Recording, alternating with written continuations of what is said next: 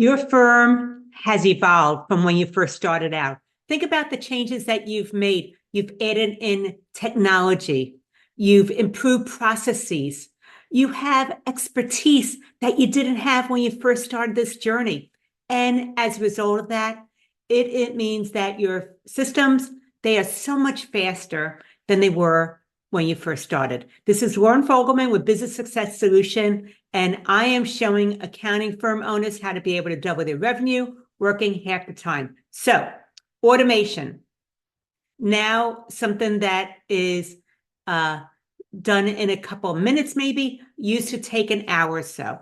Everything is a fraction of time when you add automation in, and AI has been changing the game as well. So, when you go ahead and automate things, it's possible that you end up earning less revenue. Yes, I know that sounds backwards. You're supposed to be gaining because of efficiency. But when your fees are tied to time, and I talk about this over and over and over again, then the more efficient you become, the less revenue potential you earn from your current client base. So this applies whether you have a fixed fee or an hourly rate. The more that you are improving efficiencies because of expertise, technology, improved processes, it takes a hit because the work that you used to do manually or at a slower pace is now done a lot faster, and your fees are still connected to time. So we want to be able to change that because this puts you in a catch-22. And this is something where we want to be able to give you the way to be able to set up your firm based on the value instead of the time it takes or the technical side of what you're doing. Because when you focus on the technical aspects of what you're doing, the time it takes, then the only way to be able to grow your revenue is to either work more hours or to add more clients. And neither one of those is really sustainable for firm owners over the long run. And this is something that Sandra experienced also, and I want to be able to share about this. In about 60 days, she acquired another firm, and as a result of that, she went from 40 clients to over 100 clients. And in the beginning, she was thrilled because it seemed like success to her. But the growth brought on a new set of problems, especially having such rapid growth.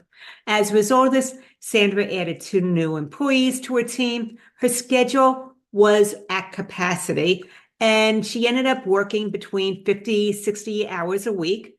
But she also was juggling so many roles to keep everything moving forward.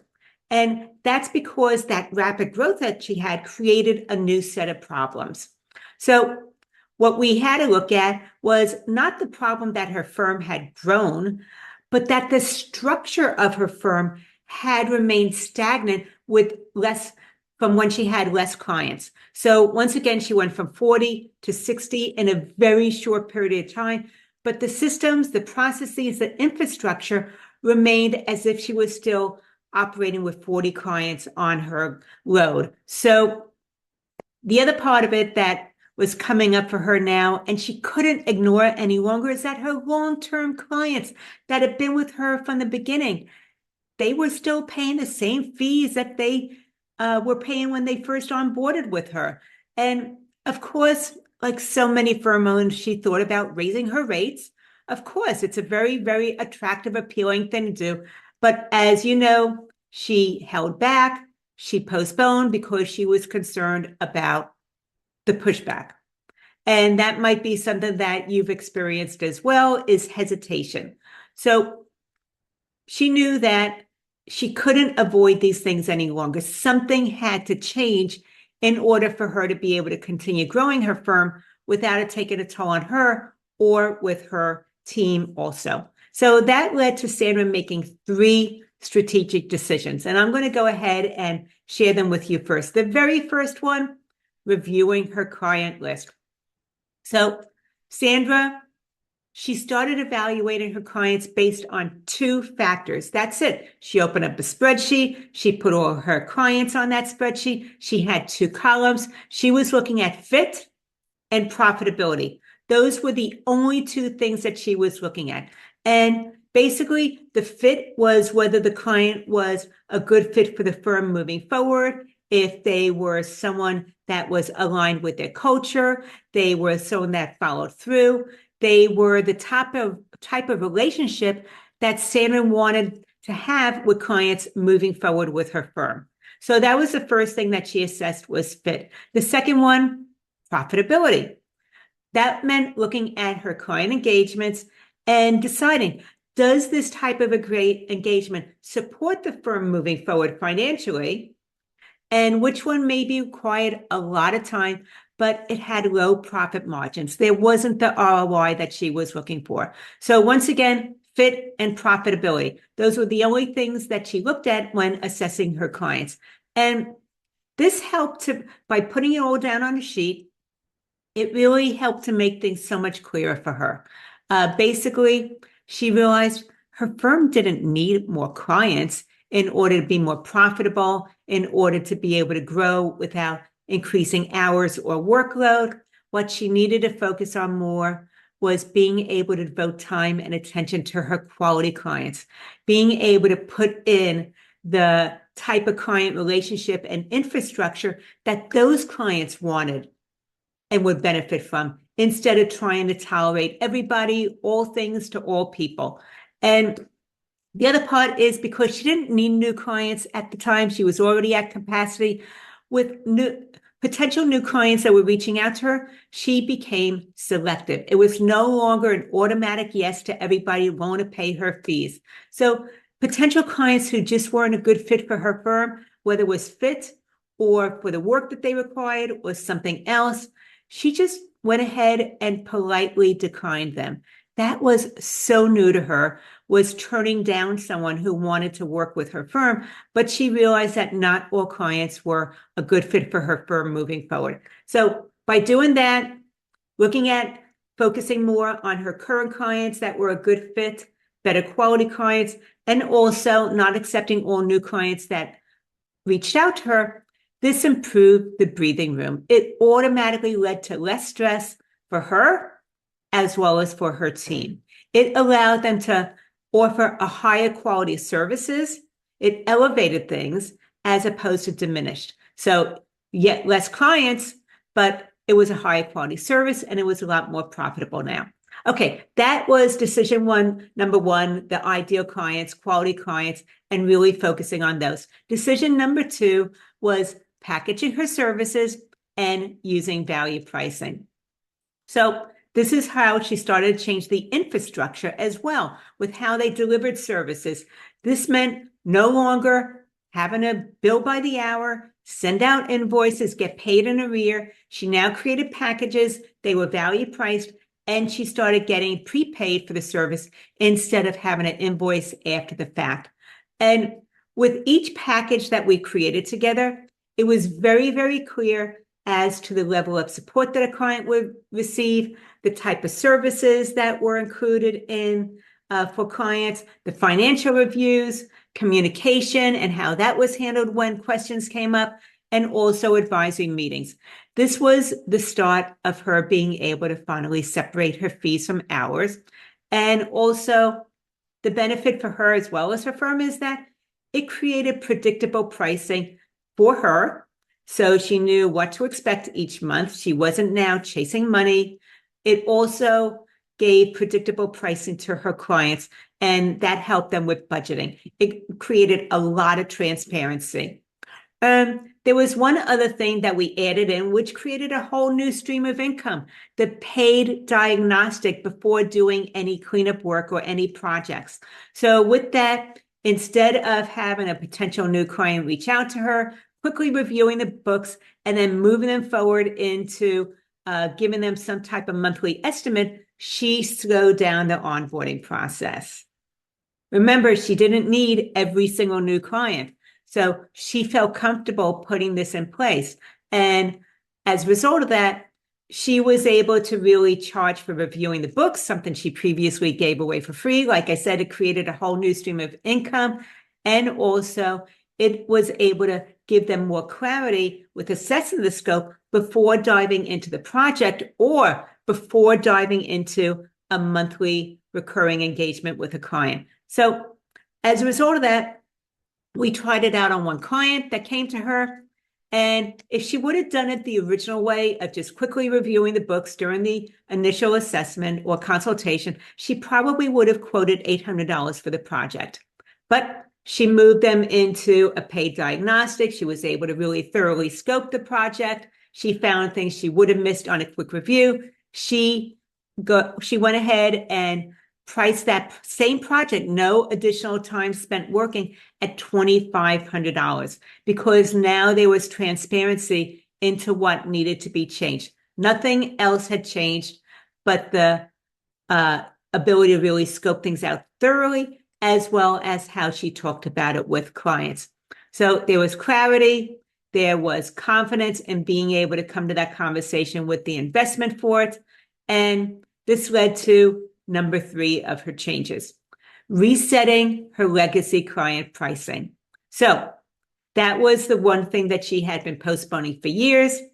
She was afraid of it. She didn't want the pushback, but she realized that she's had these clients for years and nothing changed as far as the fees that they were paying, even though the scope had changed or the complexity, or she now had more expertise than when she first started out with these clients.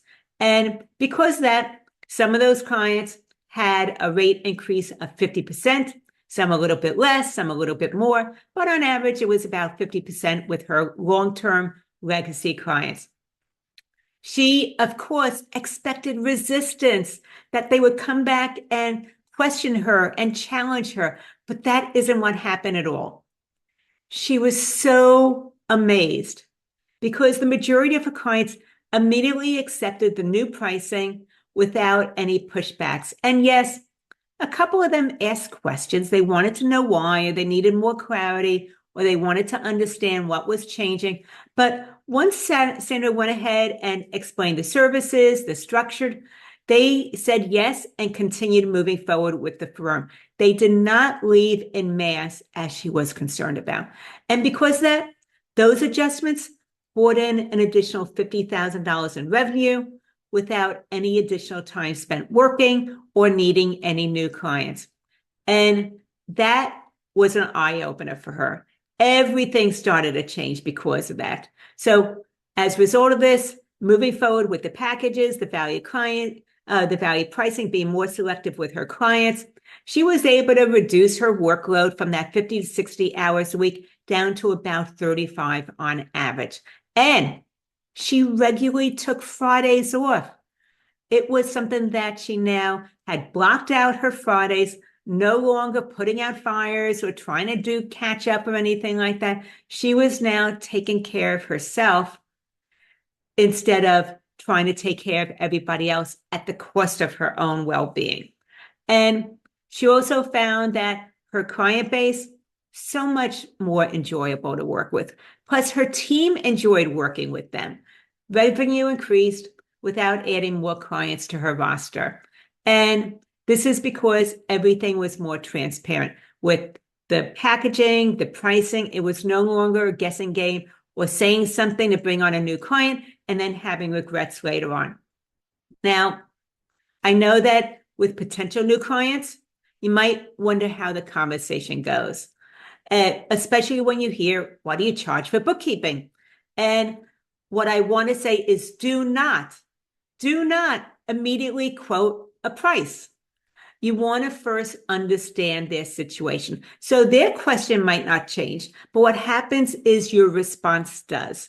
Instead of giving them that hourly rate or giving them a monthly fee and then later on regretting it because you undercharged and you're hoping to make it up later on, you want to say, before I go ahead and quote a service or a fee for you, I begin with a financial diagnostic to really look at your books and assess where things are at.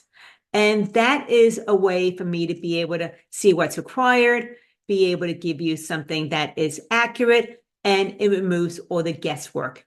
And after that, they might ask how that works. And what you're going to say to them is, well, before we move forward, why don't you tell me about some of the financial challenges that are coming up for you right now? And they will go ahead and explain what their concerns are. And that's when you offer or discuss the next step. You're going to tell them about the financial diagnostic review. You're going to let them know that it reviews their books as well as their financial structure. And then you're going to recommend the things after you do that review of how to get their books up to date and accurate. You'll let them know that the investment for the diagnostic is $500. Remember, it was something you previously gave away for free. Now you're getting that new stream of income, just like Sandra does, $500 for the investment. And you get prepaid before you start doing the work. It is very, very client-centered, trust me. So once the diagnostic and cleanup are complete, then you can go ahead and confidently recommend the right service package. It is very, very transparent. You're very clear and confident with what they need moving forward. Removes all the guesswork. So this focus on clarity and support, not on hours or the tasks that you tend to be doing for your clients. So if you want to start moving in this direction, then I want you to just do one simple exercise. Open up that sheet just like Sandra did. Put all your clients there and then grade each client from A to F. And you want to look at two factors, just two factors when grading them, fit and profitability. That is it. And after you do that, you want to identify which are the clients who are a best fit for moving forward for your firm, and which are the ones that are maybe taking more time, they're a headache to work with, they add stress, they're lower profit margin. And as a result of that, they might not be a good fit for your firm because not only are they not a right fit, but they also have low profit margin on what you're doing for them because of all the additional things or the headaches that go with it. And that is going to give you some insights as to how your firm can start to evolve right now, right here. You don't have to wait any longer. So getting back to Sandra, because these strategic changes that she made, she realized that growth does not mean having to work longer hours or adding in more clients. Her firm very, very quickly became more profitable, easier to operate because she was very intentional with the decisions about client selection, service structure, as well as pricing. So if you're looking at your own firm, wondering where you might be undercharging, where you're undervaluing the work that you deliver, that is exactly what I help firm owners uncover. So during a strategy session, if we meet and we talk, we're going to review your current services. We're going to identify where revenue may be leaking, explore how service packages and value pricing could support the type of firm you want to build sooner rather than later. And if that interests you, then go to businesssuccesssolution.com/let's talk to get started. I'll go ahead and have that below as well in the notes. This is Loren Fogelman with Business Success Solution, showing accounting firm owners how to be able to double their revenue working half the time.